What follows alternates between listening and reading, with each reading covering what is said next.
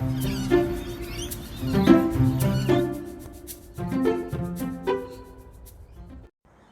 have lots of basil in my garden at the moment, so I'm going to do a big harvest, cut it all back, take it inside and make up lots of pesto and then freeze it so I can enjoy it all winter.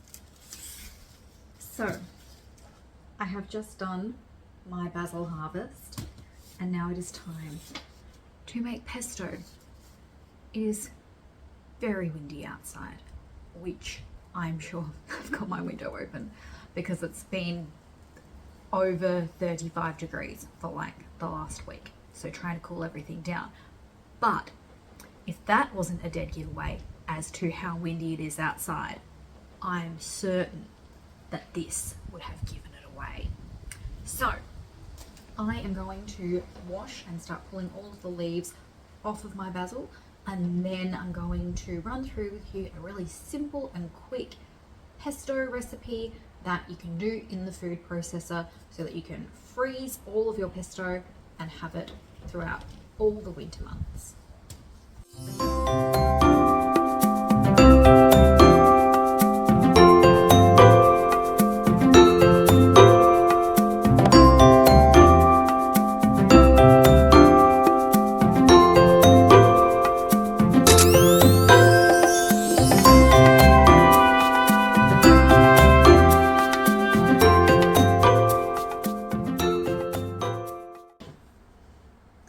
Okay, I have pulled all the leaves off of my basil, so that is ready to go. While I was doing that, I was watching Midsummer Murders, and it is one of those shows that I always think, why would anybody choose to live in this town? Move away. The chances of you being killed here, astronomical. It's the same way I feel about Home and Away. If you want a drama-free life, don't move to Summer Bay. Just skip past, find another coastal town. There's plenty of them in Australia. You don't need to settle for Summer Bay unless you want a hectic life. Anyway, there's just a short snippet preview of what goes on in my brain. I have got a 1/4 cup of pine nuts toasted and in my food processor.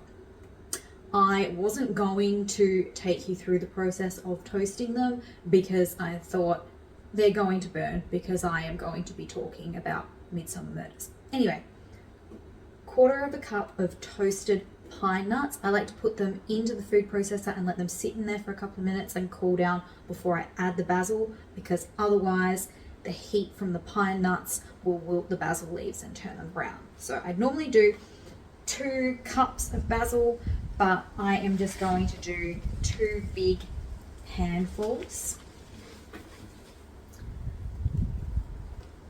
And I still haven't used it all up. So much. So 2 big handfuls. And then 1/2 cup of parmesan cheese. I have just used whatever this is, shredded cheese from the supermarket. I know I should probably use something more fancy, but we're in a cost of living crisis, so we just do what we can. 1/2 cup of olive oil. Could I have found a bigger jar of olive oil?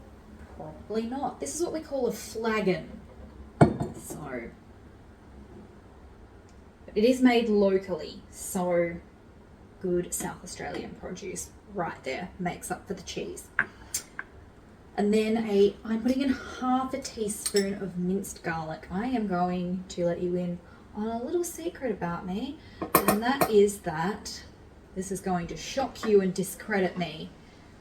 I'm not really a garlic person. Onion, yes. Garlic, not as much. I like a little bit. Most recipes call for about 6 fresh cloves of chopped, crushed garlic. I just do a little 1/2 teaspoon of the minced stuff because I never have garlic in my house and I'm not going to buy it, just especially for when I want to make pesto and then leave it in the pantry. There's just no point. So just using the minced stuff. Then a pinch of salt and a pinch of pepper. You will find this recipe on my Instagram as well. I did a reel, but for those of you that aren't on Instagram, I thought it might be helpful to have it here on YouTube. All right.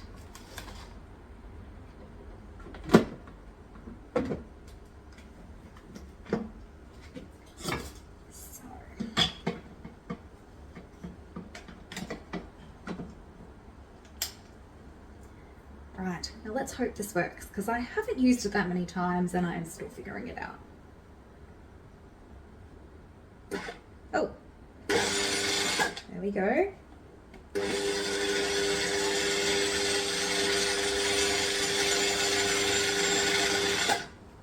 Okay, I'm gonna figure this out. I'll come back to you. Okay, crisis averted. I just didn't have this piece pushed down far enough, so it will not work. It will not do anything unless you have all the pieces put in the right way, which is good for safety. So off we go.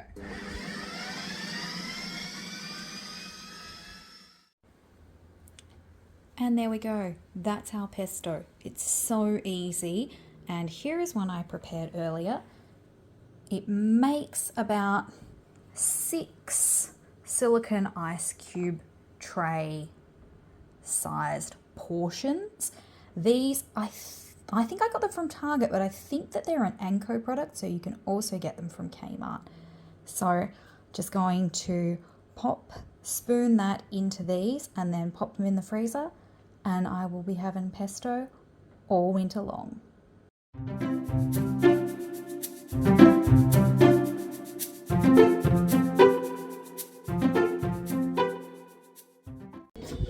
Okay, I still have some basil left, so I think I am going to make one more batch of pesto and then that will be done for the night, unless I start on those nectarines.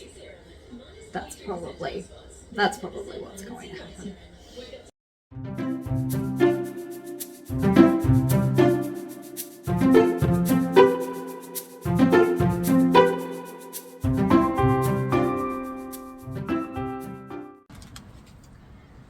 Well, g'day y'all.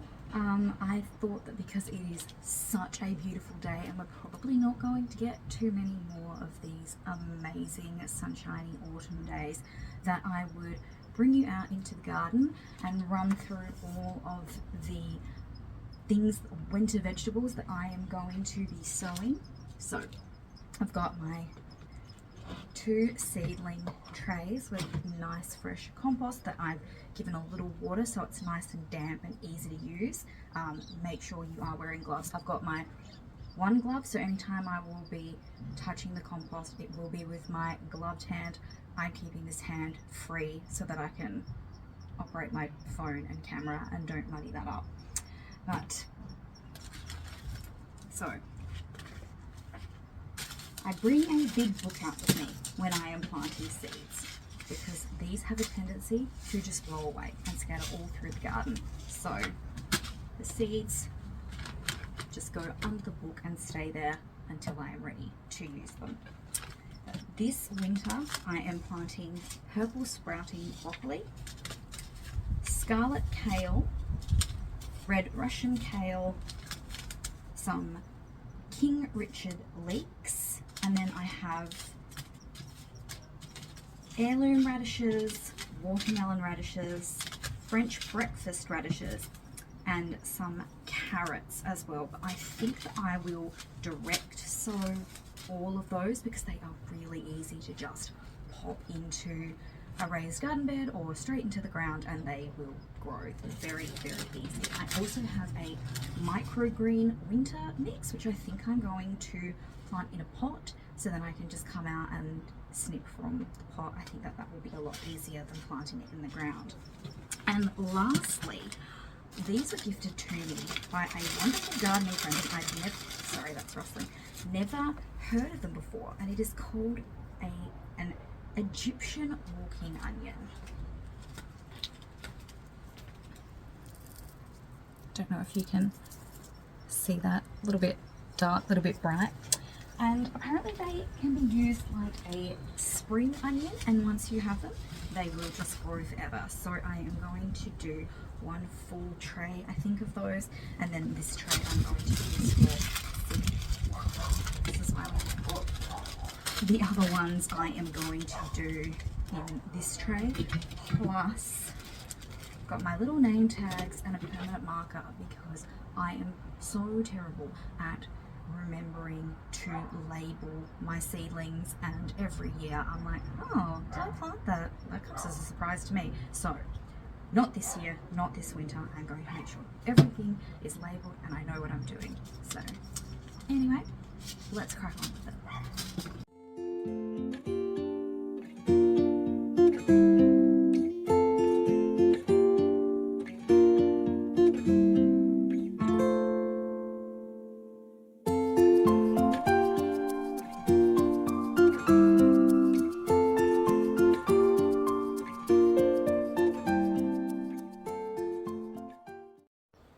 Okay, I thought that I would give you a better show of these.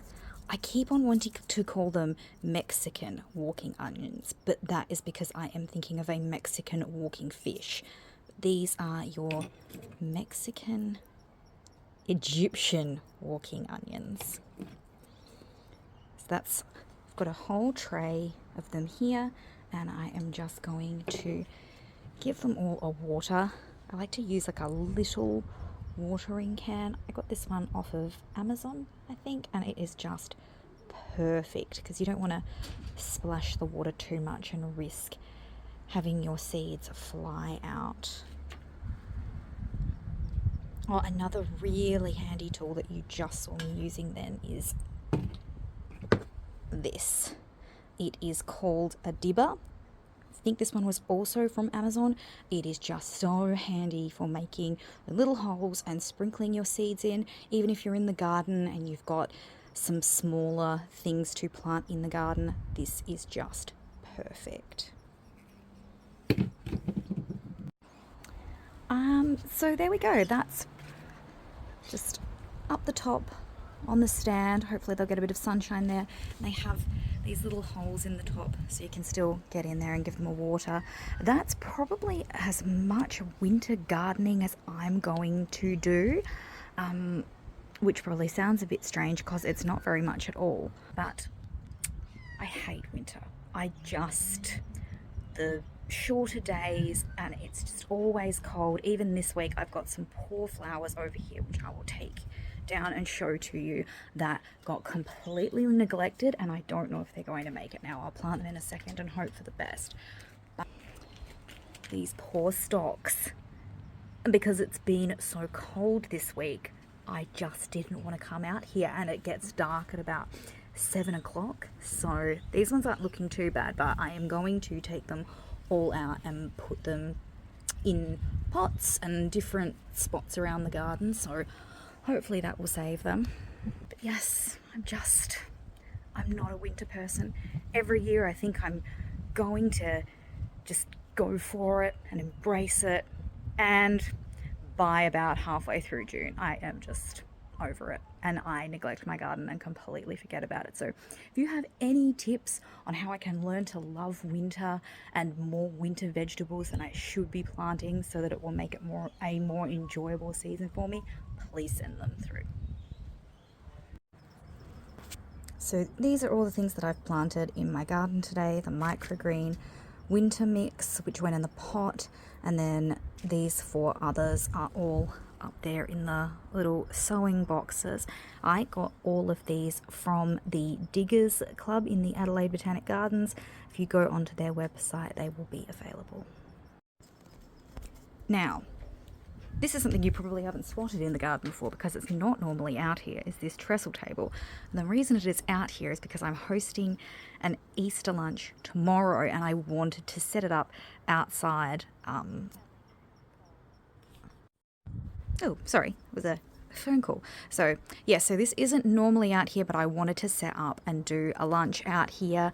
I am going to try and move a couple of the potted plants that I have in front of this stand because that bottom section is looking a little bit ugly, and move the shovel. But I'm going to have to give the table a hose down now because I don't think that my guests will be thrilled to be eating off a table that looks like this.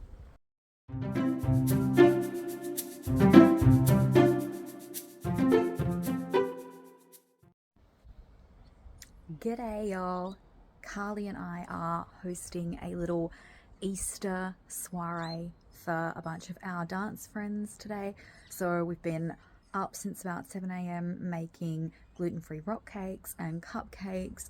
I've made a potato bake. We're also doing an Easter egg hunt, and I'm just about to decorate the table so that we can have our lunch outside today.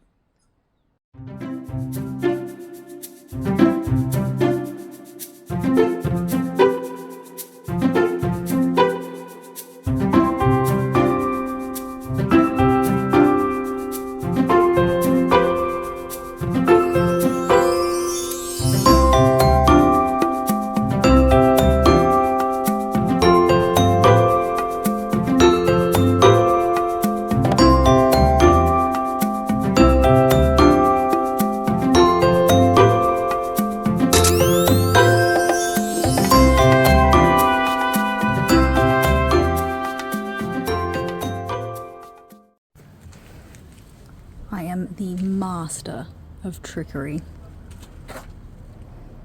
Yesterday, because I was trying to pretty up this space and hide the fact that I've got all of my seedling trays down on this stand, I moved my Cape gooseberry and this fig tree to hide them.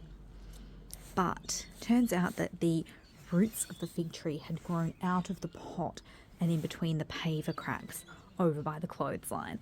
So it's looking pretty sad. It really didn't want to be moved, but I am very glad that I discovered it because fig trees have such invasive roots that it would have lifted up all of the pavers if I had have just let it go and hadn't realised. So, I will keep you updated on this one. I don't know if it'll survive. A couple of days ago, I was out here and I sowed my first lot of winter seeds, and I said something along the lines of, that was it, that was all I was sowing for winter, wasn't going to sow anymore. Well, that was a massive lie because I found in my seed kit, check this out, this is awesome.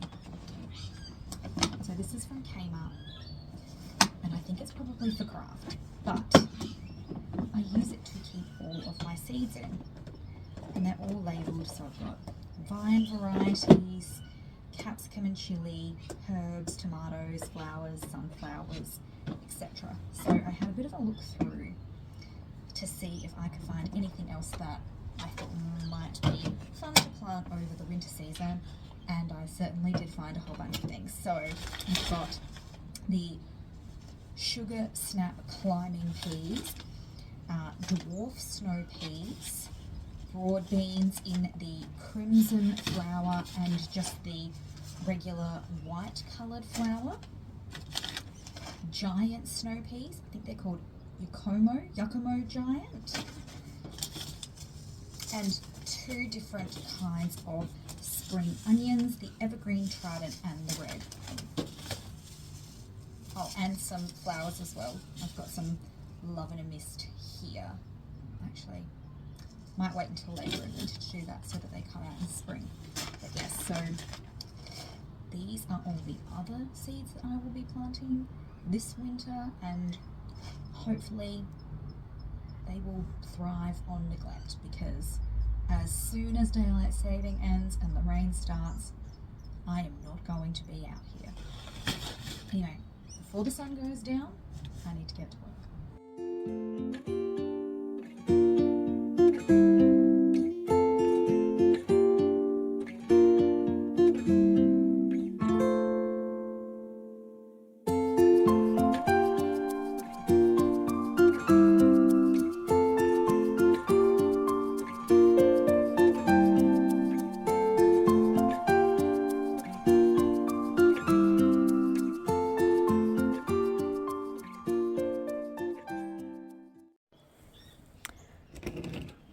Two things I thought about once I started sowing my seeds One was that I probably should have soaked the peas and the broad beans overnight or for a couple of nights to germinate them. But then I thought I might just see how these ones go, and then I might do a little experiment where I germinate some and then compare them so you can see the difference.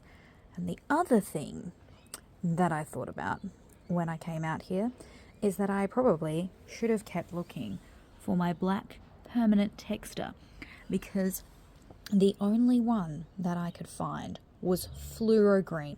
I have no idea why I have fluoro green texture. I have no idea where it came from. All I know is that it was the one that I could find, and I thought, yeah, that'll be fine. So I might as well just not have labelled my seeds, because that is so impossible to read. There we go. All planted and in their little homes with their labels and watered, and hopefully if it's warm over the next few days they will start to germinate. So keep an eye on these and I will take you on a winter seedling journey.